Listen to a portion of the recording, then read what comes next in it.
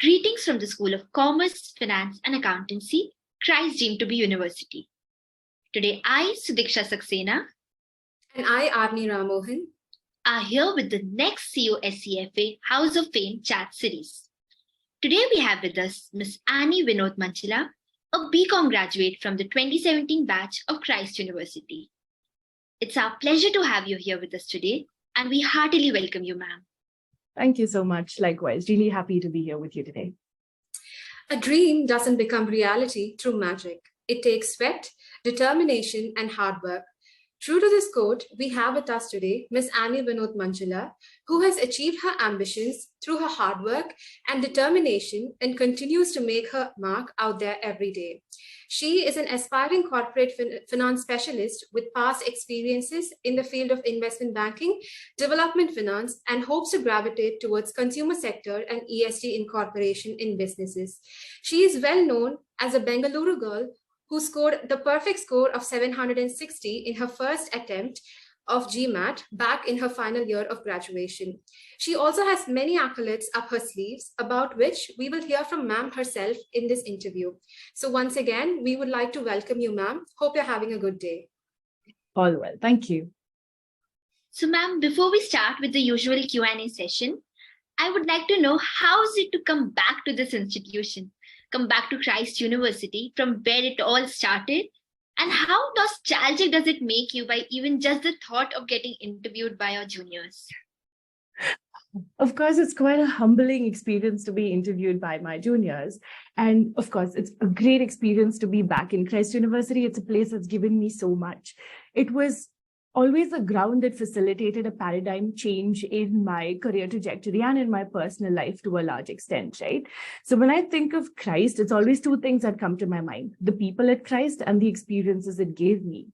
So Christ University has given me a coterie of people that I still hold very close to my heart and are my sounding board for many decisions I make in life. And of course, in terms of experiences, I come from a small city called Thrissur in Kerala. So Christ was where a world of opportunities opened up to me in terms of street theater, flash mobs, being part of the MC club, as well as representing the undergraduate students in the gender councils. It was a world of opportunities, right? So it's where I discovered myself to a large extent. And when I see the juniors here today setting up their own initiatives, it's exciting, as well as I'm a little envious because I see the exciting journey you have ahead of you. So a little envious and mostly proud and happy to be back. I can completely relate to your Christ experience, ma'am, as we're right now experiencing it. But you just mentioned about your Christ experience. So I would like to know how different or contrasting the experience is from studying in an Indian institution and a foreign institution. Sure. So I did 2 degrees abroad. The first was a master's in finance and private equity at the London School of Economics, and the second being an MBA at the University of Oxford, Said Business School. So both were very different from each other. And in terms of comparing a Christ degree to a master's degree abroad would not be an apple to apple comparison. But still the differences I see would be in terms of how my master's and MBA were both very driven by a case method and a case approach to things. So especially for the private equity module in LSE, we would only take a Harvard business case where the protagonist from the case himself or herself would come and explain it to us. So it was quite an inspiration to learn that way.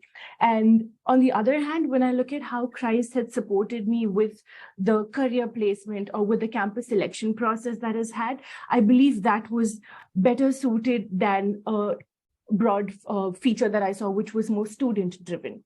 So that would be the differences that I saw in both an undergraduate in India and a master's abroad. That's quite insightful, ma'am. Ma'am, if I'm not wrong, you are currently working with BCG, Boston Consulting Groups, which is one of the world's largest and leading consulting firms. So how is it working there? And it would be great if you can elaborate on how you paved your career path in this direction. Sure. So the trifecta, that is the big three of consulting, right? That's McKinsey, BCG, and Bain. I came to know more about their work during my MBA days. So I was quite hooked by the case method of approach of problem solving, and to see how that is applied in the real world by a BCG or McKinsey has been quite exciting for me. So To put strategy consulting in a nutshell, what it does is simply solve problems. It could be for businesses looking to set up new verticals in a different country, looking to cut their costs or grow their revenue, or it could even be governments looking to set up a COVID strategy or looking to tackle a problem like poverty or health issues. So it could be solving any problem, right? So it's been quite exciting to work in this field of problem solving, to see how the C-suite, working with the C-suite to do problem solving and analysis and setting an implementation change in process. So it's actually been quite exciting. And in terms of aligning a career, in terms of aligning my profile towards it, would be two main things, would be logical thinking and articulation. So there wasn't one component that drove it. There would be multiple components, starting from being a debater in school and doing a little bit of parliamentary debating during my time in Christ, and to simply keeping my eyes and ears open as to how to build both of these pillars of articulation as well as logical thinking. So that's how strategy consulting has come into being for me. From the way you speak, we can see how passionate you are about your work, ma'am. And it's so good to see that. Thank you so much. So, ma'am, while preparing for this interview, both me and Aarani went through your LinkedIn profile, and I must say it was extremely impressive. So, is it how you had perceived your profile to be back then while you were studying in Christ University? And how have you managed to develop it throughout these years? Okay. That's very kind of you to start with. So I did three things by design. One was to keep an eye out for new opportunities. The second was to always think of what next, while I'm happy and enjoying the present, to keep an eye out for what more, how much more can I push myself, sort of a thing. And the third would be to always talk to people and ensure they're the right people to be taking advice from, as well as make sure that they are updated with the ways of the world and the changes in the industry. So these three things contributed largely to how I shaped my profile or career throughout the years. And I'm a big believer of serendipity. So sometimes you just stumble across opportunities that end up working for you, and talking to the right people who will put you through to the right people again. So that has also been a major factor. So it's important to get out there, speak to people, and take your career forward accordingly. Also, if you could throw some light on how important portfolio building is for students like us.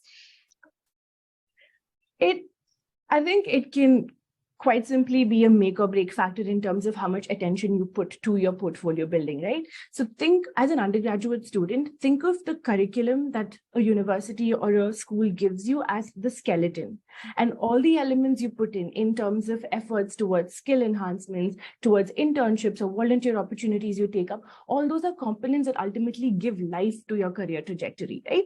So you always have to do more and keep your eyes and ears open for what opportunities lay ahead of you. And in this pursuit, there's like a golden rule of three that works. So it is three things: to look at your scholarship, that is in terms of your technical knowledge or in terms of the subject that you're studying. How can you make yourself stronger in the field? The second would be to look at your citizenship, would be to look at how you can give back to the society and how you can add value to the society. And the third would be to look at your leadership. What all experiences have you taken on that actually add quality or can vouch for a leader in you? So think of these three elements and see how you can mold your profile to vouch for these. That's very insightful, ma'am. But we would also like to know how you also help students to build their portfolios. Sure. So it would be in terms of anyone that reaches out, especially if they have a connection with me from a university that I've studied in or any other relationship. So it would be in terms of looking at what their strengths are, how they can be leveraged to work towards their goals. And one thing that I ran during COVID as a fundraiser was to help students with their B-School applications or their Masters Abroad applications, especially with their statement of purpose in terms of how to structure that, which was also a pro bono initiative. So they could donate to a fundraiser in terms of helping COVID victims in Bangalore and Kerala as a state. So that's how it went about. Yeah, that's really a very good initiative, ma'am, and we're very proud of you. Yes, ma'am. I second that thought. So moving forward, if I may say so, you do have a lot on your platter. So how difficult is it to balance between your personal life and professional life? I'm obsessed with checklists and calendars. So something that's not on my calendar just simply does not get done. And I have multiple checklists running at the same time on my phone. So I think these things have helped to keep the momentum going. And I'm currently at a phase where I have to make sure that my professional life or work does not run over into my personal time. And it's great to see that our generation has been giving a lot of importance for personal time and making time for workout and sleep, etc. So it's good to be intentional about it and to ensure that you're not losing momentum on the other side as well. So for me, calendar and checklists would be the way to go. That's great, ma'am. Also, if you could tell us what a day in Annie's life would look like. So I'm still starting out my career, right? I'm in the beginning stages of my career. So it's still largely driven by work. So if it's a weekday, it would be mostly work with very little time for anything else, but I make sure that my sleep and workout are protected. And because the work week is barely any time for personal things, I ensure that my weekends are protected. So I work very little on the weekends. I make sure that I catch up on family time, me time, and being intentional about things I want to do. And one thing that I've seen to help was having, just like companies tend to have a short-term plan and a long-term plan, I have a running Excel tracker on my laptop where I'm just looking at slight goals that I want to achieve in the short term and in the long term and seeing what steps I can take towards them on an incremental basis. So yeah. That's a very good way of managing time. I'm really going to make notes and implement this in my life too. Hopefully that helps. Yeah. But also, so it's pretty evident that you have achieved great heights in your field of expertise at such a young age through your hard work and perseverance. But I would like to know how failures have shaped your life and how important of a role has failures and, moving past those failures and has helped you in your life. Yes. Sure. So one thing I've always held close to my heart, and that's thanks to my parents a lot, is never to be afraid of failures, right? And that really takes away the fear of trying new things because you're simply not scared of failing. But one thing that's been sacrosanct is to always do a ding analysis. So when I say ding analysis, I essentially mean you have to look at why you failed. If it was not a systemic problem and if it is something that you can change, make sure that you make that change and you improve so that the next time such an opportunity comes across, you're prepped better. So don't be scared of failure. Make sure that you have a ding analysis system in place though. A couple of failures that I can think of would be the first time. So I tried to write the CAT exams. I went to a coaching center, which did not work out for me. Our study styles did not match. I was quite disheartened. I left the thought of ever wanting to give the CAT and I moved to the GMAT. But that was a paradigm change in my life and it opened opportunities to me that I otherwise would not have walked towards, right? And another failure would be I had applied for the Harvard MBA 2+2 program, which lets you work for 2 years and then come back and do the MBA while securing your admit at the start of it all. I was shortlisted to the interview stage of 200 people. I made it to the interview, but I did not make it through to actually gain a spot in the MBA. But that led me through the Oxford MBA, which gave me experiences that have helped me grow so much on a personal level, and I wouldn't trade it for anything else in my life. So it works that way. Serendipity actually works, right? It could open doors for many other things in life. Yes, ma'am. The ding analysis, that is something our students it's something this is the first time I'm hearing about. So it's something I think the students can take away from this interview and can hopefully practice in order to come out of their failures and actually, work towards their goals. Also, ma'am, I have a follow-up question, which is how important do you think discipline is? It's very important, at least according to me. According to you, how important is discipline to achieve success in your life? I'm a big time proponent of discipline.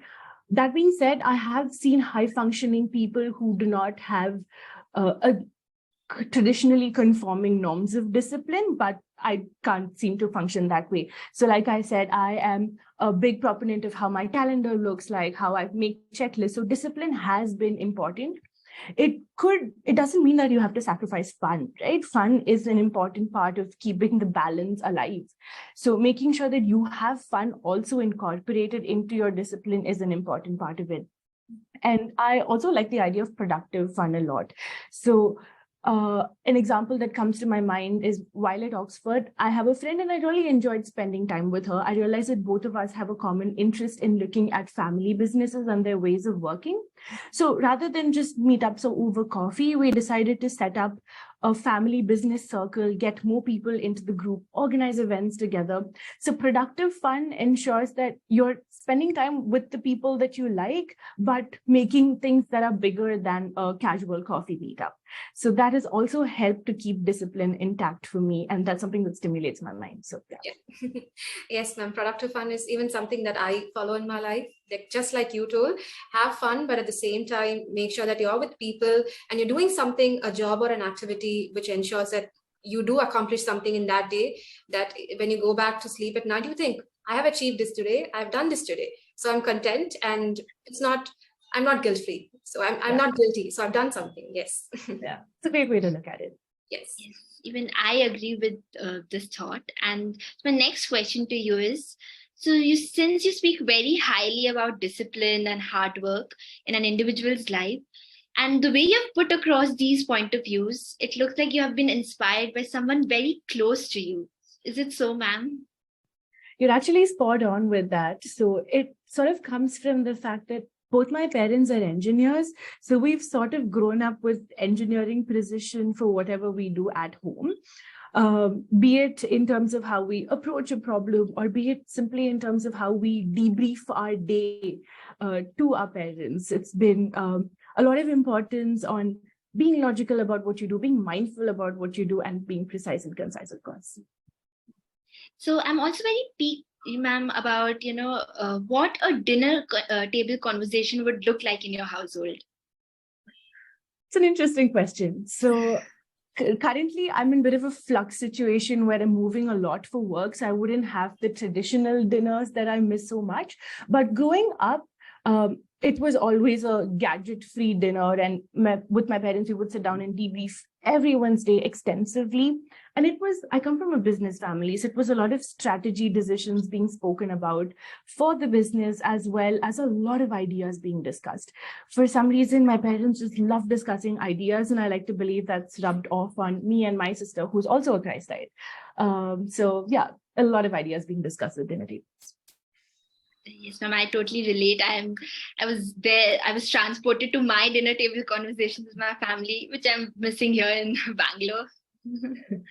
Can imagine. Ma'am, also, I believe that I can surely speak from Sudiksha's point of view and our viewers' point of view, that your career graph looks like the ideal, flawless career graph out there. But still, if you could get the chance to go back and change something about it, would you take that chance, and would you change something? So like I said earlier, I believe that every step that I've taken in my life has contributed in some way or the other, right? So everything probably happened the way it is for a reason. But thinking about it from a high level, I would say, had I worked for a year before pursuing my first master's, that would have helped me grasp the things I learned way better. For the fact that it all started making sense retrospectively when I started working. But if I'd worked for a year before, I would have been able to contribute better as well as understand better at work. But that comes with a major catch, because I met my husband while we were doing our masters together in LSE. So if I deferred that by a year, maybe I wouldn't have met him. So that's a major catch to have, right? So I would like to keep everything the way it happened, but I believe that this would have added some more value from a professional standpoint. I mean, I can honestly put out the point here, right? So much myself and so many of my friends, we are in that dilemma. If do we have to sit for the placement, or do we have to do our masters currently? And like what you just mentioned, ma'am, I think we can really think about that and make a right decision. Because just one more point to add on there would be, make sure that you don't lose the momentum to study though, because what you see with a few people is once they start working, it's very difficult to break that inertia and get back to studying. So be intentional about your return to education, and a year or two of working can definitely help. Yes, definitely, ma'am. Keeping up the momentum is something we'll definitely follow. Yes. Yes, even I'm going to keep that in my mind. But unfortunately, we are coming to the end of this interview. But before we end it, I would like to ask you one last question on how important it is to stay relevant in these ever-changing times. And maybe how would you like to advise your juniors on importance of maybe internships, networking, or skill enhancement, or just simply living in the present? Of course. So staying relevant it's almost like it's just important to survive, right? It's a survival question. It's not really optional anymore. So technology these days is not a nice to have for businesses. It's what drives businesses to a large extent. So it's extremely important to stay relevant, stay updated with the dynamic world of technology that we're in right now.